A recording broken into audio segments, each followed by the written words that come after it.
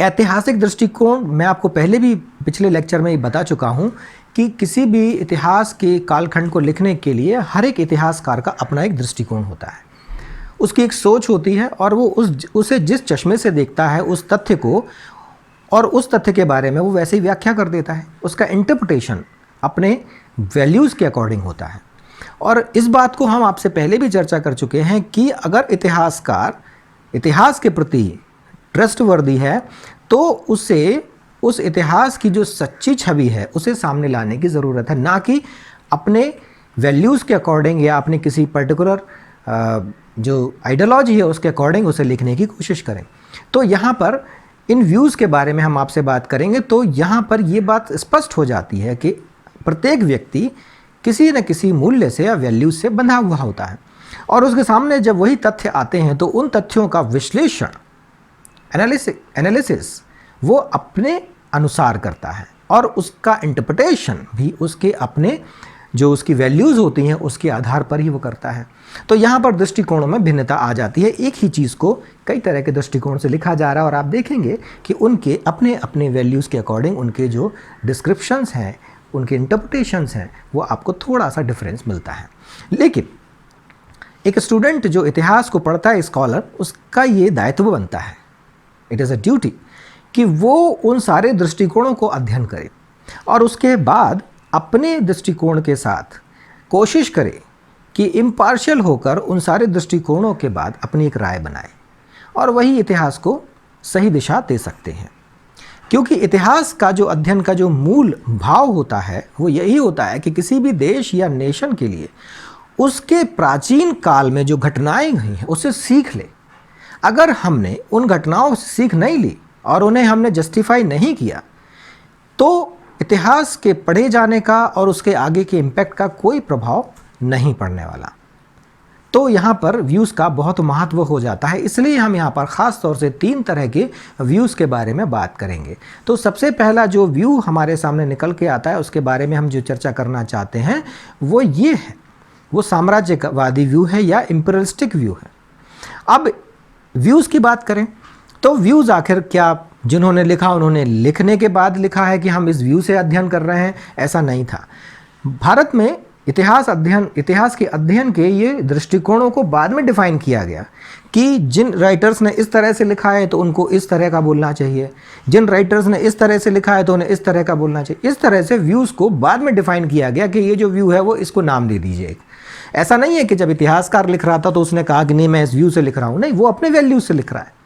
बाद में हम डिफाइन कर रहे हैं कि नहीं इन व्यक्तियों ने ऐसे लिखा है, उन व्यक्तियों ने ऐसे लिखा है। तो जिन्होंने भी जैसे भी लिखा उनको बाद में व्यूज़ के नाम से जाना जाता है। तो जो साम्राज्यवादी व्यू है, मैं आपसे ये इसलिए बताना चाह रहा हूँ कि उन्होंने उस व्यू को ये कहकर नहीं लिखा कि हम साम्राज्यवादी व्यू के साथ लिख रहे हैं। तो जिस व्यू की हम बात कर रहे हैं उस व्यू के अंतर्गत जो लोग लिख रहे हैं, जो उनके कंटेंट हैं, जो उनके डिस्क्रिप्शन है, उन्हें साम्राज्यवादी या इम्पीरियलिस्टिक व्यू या आइडियोलॉजीज़ के साथ बताया गया। तो उस व्यू को हम आपसे पहले चर्चा करेंगे। तो वो व्यू क्या है? वो व्यू वहाँ से शुरू होता है जहाँ से भारत में कॉलोनियल एस्टेब्लिशमेंट हो रहा है या ब्रिटिश या यूरोपियन कॉलोनीज़ का डेवलपमेंट हो रहा है।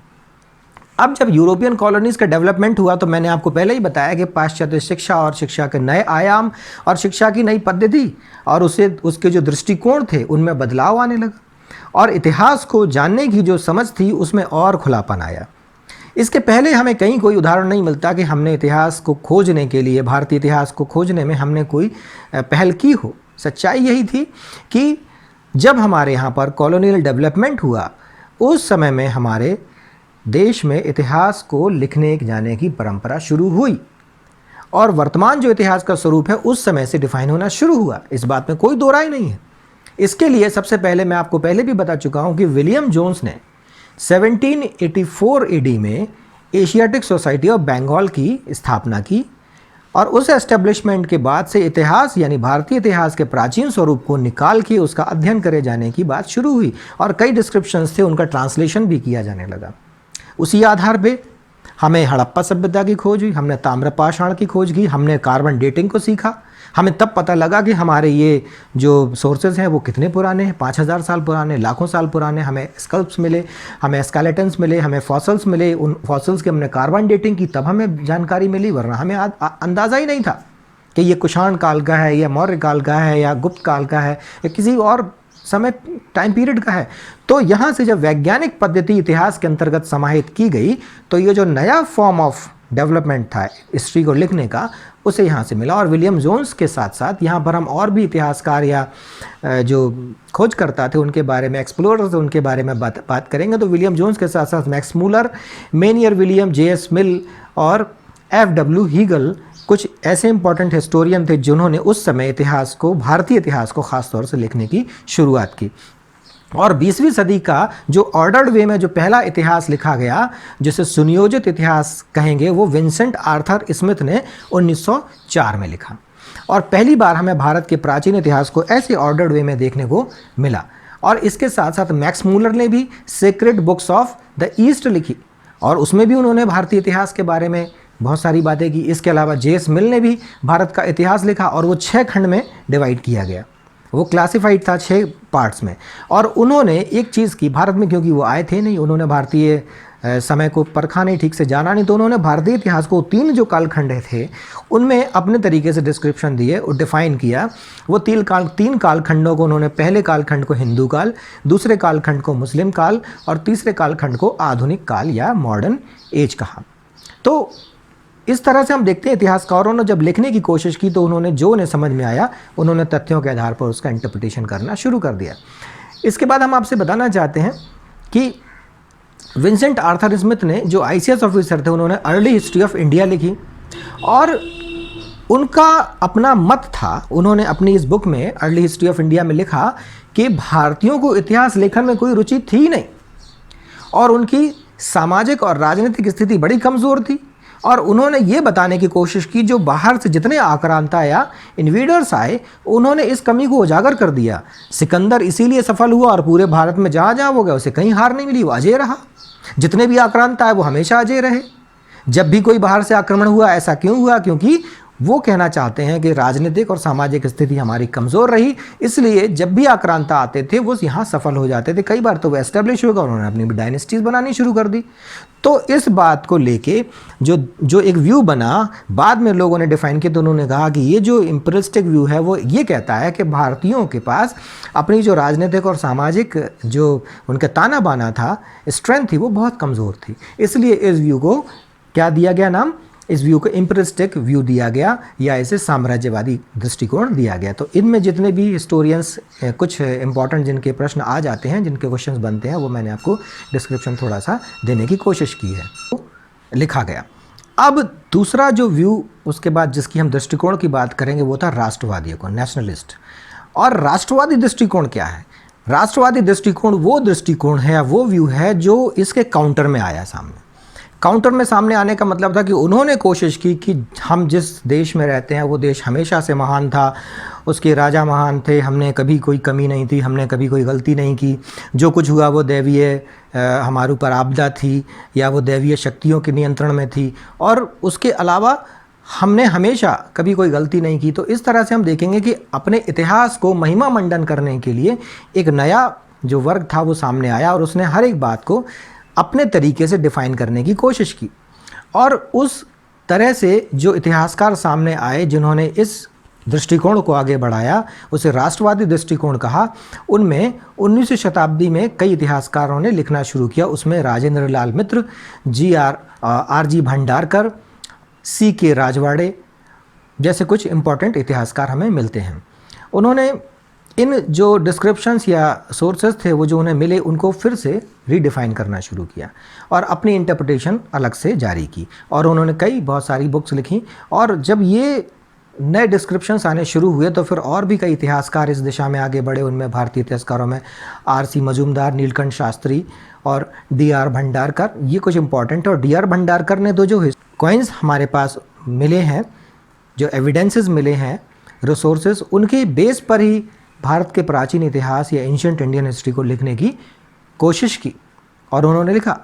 इसके अलावा हम देखते हैं कि K.P. जायसवाल ने 1924 AD में हिंदू पॉलिटी नाम की एक बुक लिखी, और इसके अलावा SC राय चौधरी ने political history of ancient India लिखी। और political history of ancient India में उन्होंने तो महाभारत के युद्ध को इतिहास में सम्मिलित करके और गुप्त साम्राज्य तक के इतिहास को लिख दिया।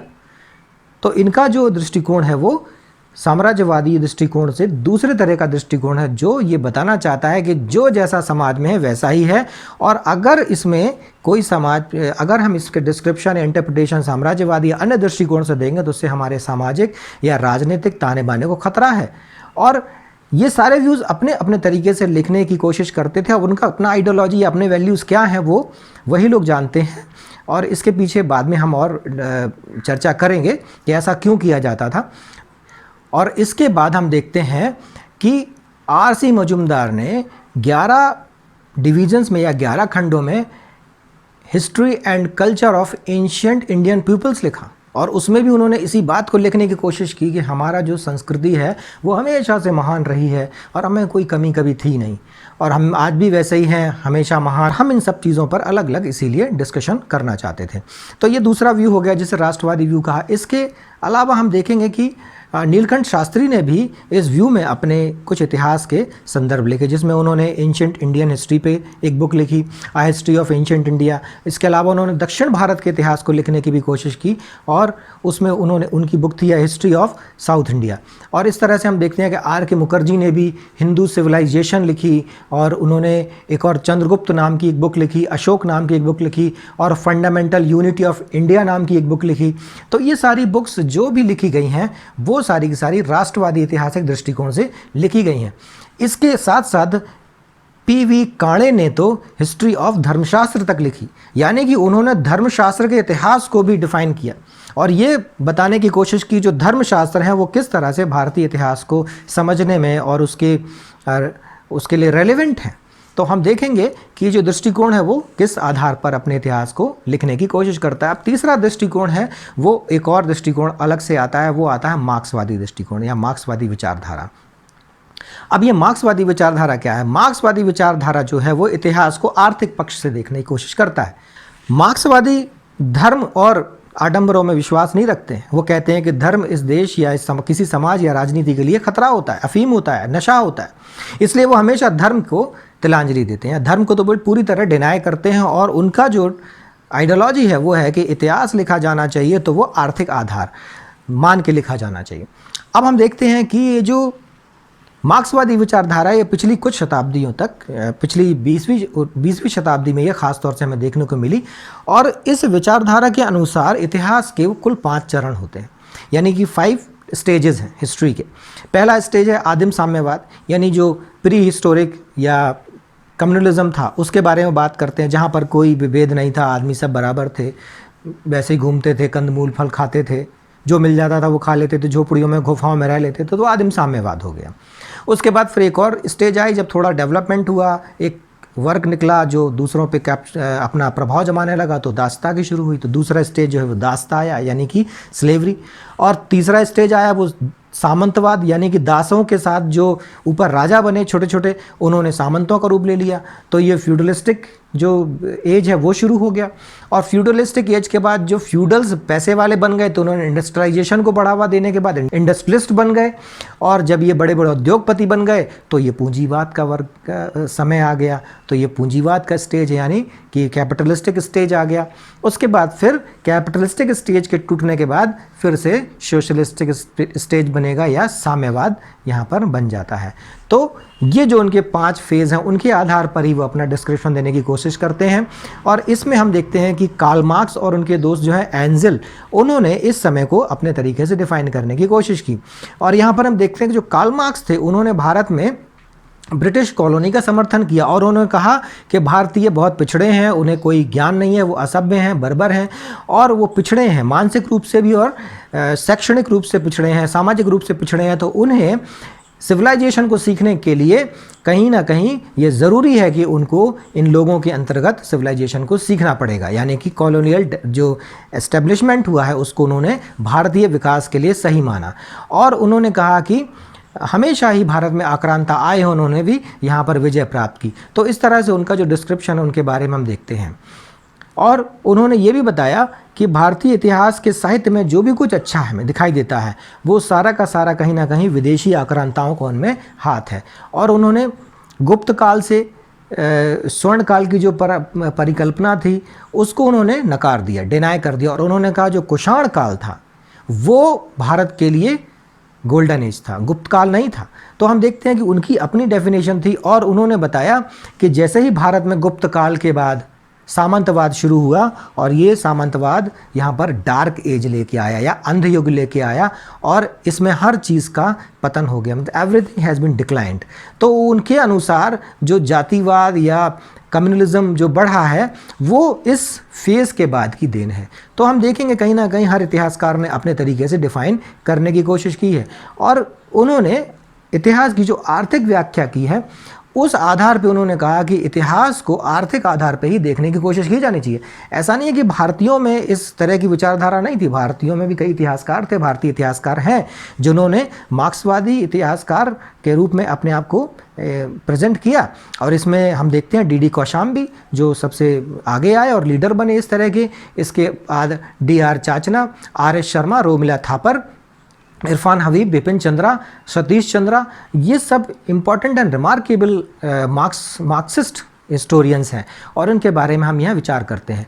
लेकिन हम आपको ये बता देना चाहते हैं कि जो मार्क्सवादी विचारधारा थी वो भी एक एक्सट्रीम पर पहुंचकर जब सोवियत यूनियन का पतन हो गया, जब डिस्पर्स हो गए, तो उसके बाद से इस विचारधारा को भी ठंडे बस्ते में डाल दिया गया और इसका भी लेक लस्टर हो गया।